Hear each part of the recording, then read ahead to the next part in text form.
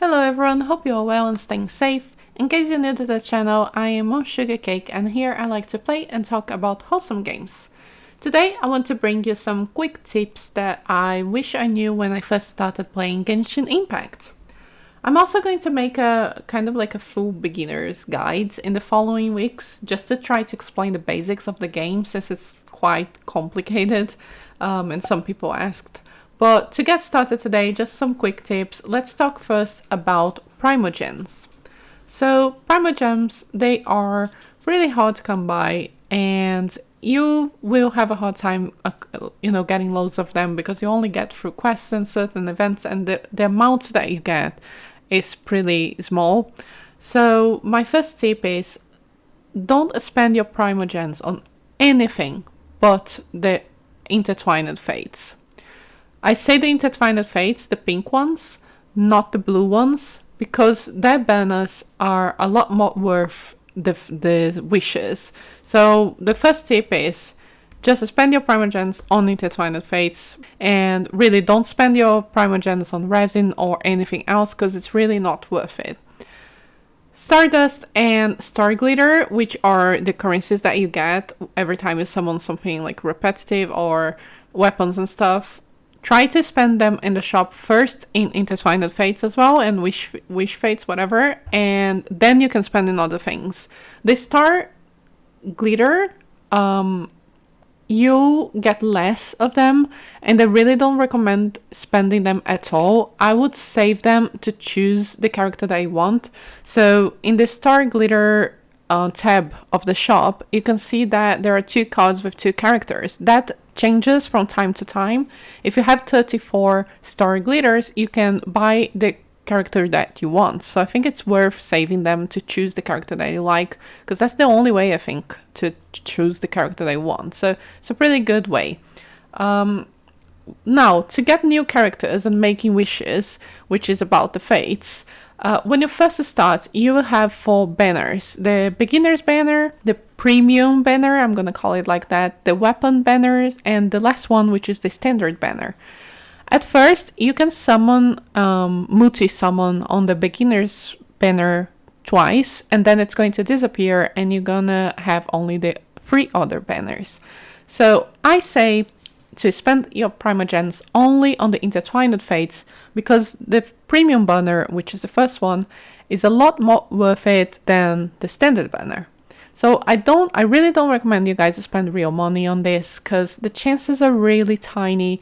It's random, so you will waste money on something that you're not even sure if you're gonna get what you want. So I really don't recommend, guys. This is gacha, this is gambling. Like, I really don't recommend you spend money.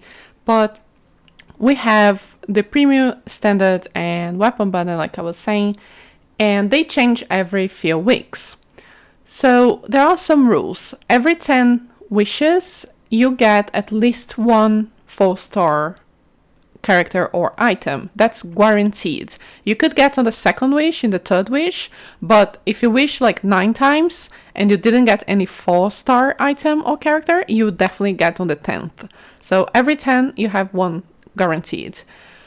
For the 5-star characters, every 90 wishes you have 1 guaranteed. So you could get before, but every 90 only you have 1 guaranteed, which is quite a lot of wishes.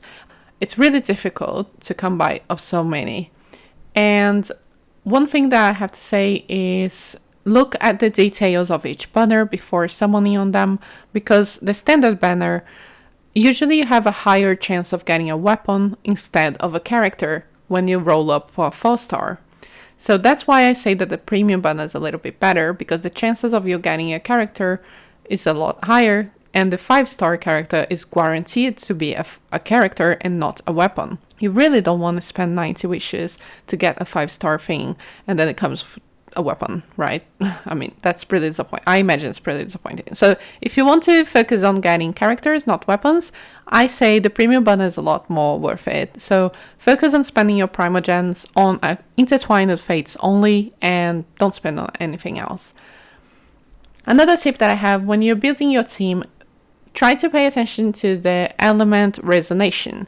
So each of your characters have different elements, as you already know, and the way that you build your party really changes the effects that it's going to be on your team.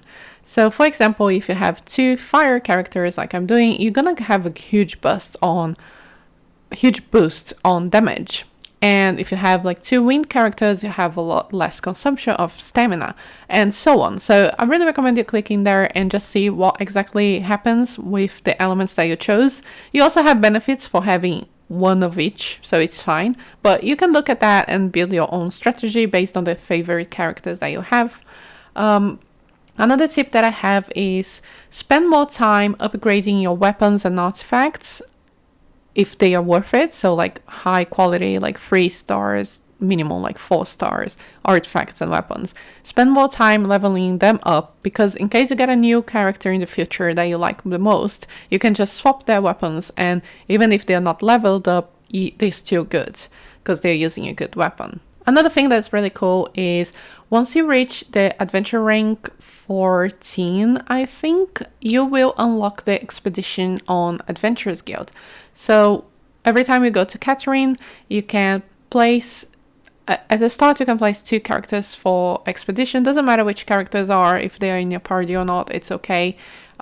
Just put 2 characters in expedition in the maximum amount of time and just make them get useful stuff for you, like crystals and iron and fowl and meat and stuff like that. Even more you can, and the number of people that you can put for expedition will increase as you level up on your adventure rank, if that makes sense. Another thing that I think is really useful is if you're struggling too much, especially with like a boss or a domain, just use co-op. Honestly, the co-op of Genshin Impact makes it so much more fun. It's a really cool feature.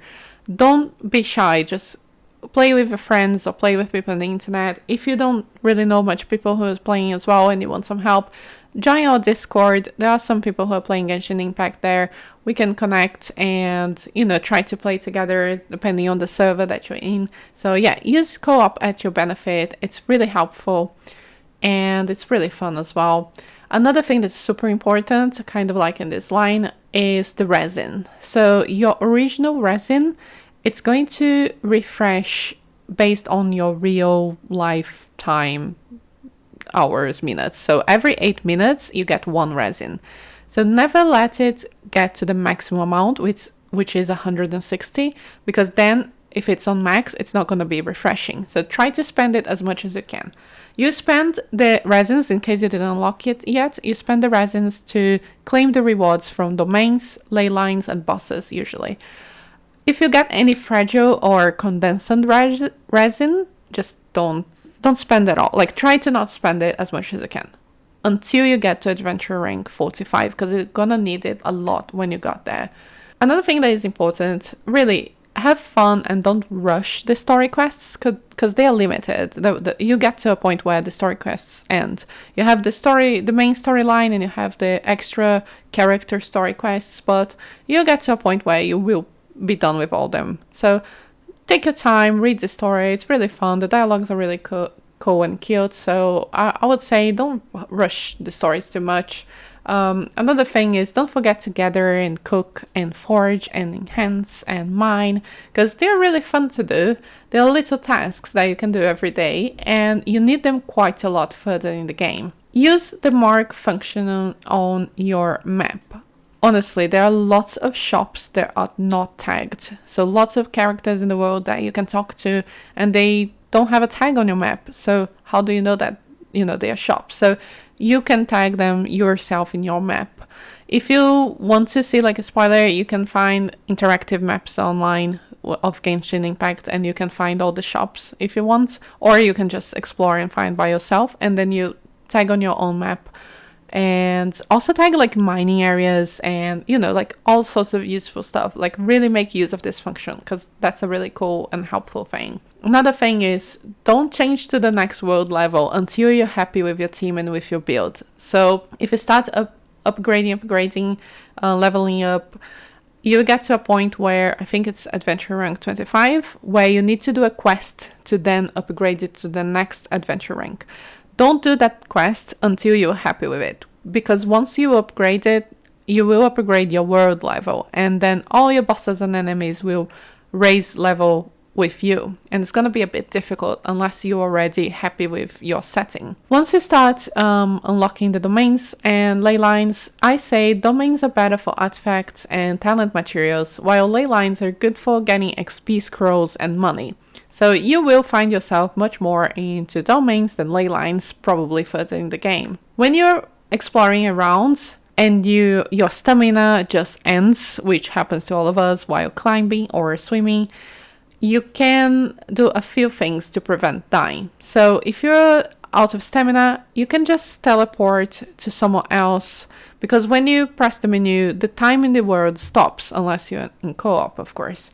And if you're almost falling, you can just dive in with your attack button, and this will make you have less damage. So if you have your full HP, you'll probably not die from the fall. Save your food and teleport to the statues of the 7, because when you step on them, if you teleport to the statues and step on them, you're gonna recover your HP. You will have to set this up, so you have to activate, you have to click on the statue and say how statue's blessings, I think, and you just check how much is your heal, and you can just increase to 100%, and that is going to heal you. Another useful thing is cook a lot for the HP and stamina and to revive. So the effects are good too if you're struggling with bosses and stuff, but I have two main recipes that are really useful. So Barbata's Ratatouille recipe you can get from the nun on the top of right in the first area of the game, so it's really easy to get by. You can just climb there and talk to the nun, and she's going to, if you exhaust the dialogue options with her, she's going to give you the Barbata's Ratatouille recipe, which makes you consume less stamina. Another recipe is the Northern Smoked Chicken recipe, which after you defeat a Storm Terror at the Storm Terror lair, you will find this treasure chest on the top of the tower that has this recipe. This recipe restores, I think, 60 of stamina, so it's really helpful. Of course, there is a lot to do, and there are more end game things that I'm not mentioning here, just because this will get super long if I say all the little tiny details, like Spiro base and, like leveling up your talents and stuff. But I think those are my main tips that I wish I knew when I started, but I would love to know what you guys learned so far. And like I mentioned, I'm going to do a more detailed guide for those who are starting now, just because Genshin is a lot of fun but can be quite complicated. I also want to note that if you're playing this week in February 2021, which is when this video is going to air, try to rush to Adventure Rank 23. It's not ideal, but try to. Because if you unlock the event, you can get a chance of having a 4-star leeway character of your choice. So you can choose between these characters, and that's a really good opportunity. So if you get close to the Adventure Rank 23, just make sure you prioritize the event first and make sure you can get your character. And I think that's it, guys. I hope that was helpful for you. Thank you so much for watching, and see you in the next one. Bye!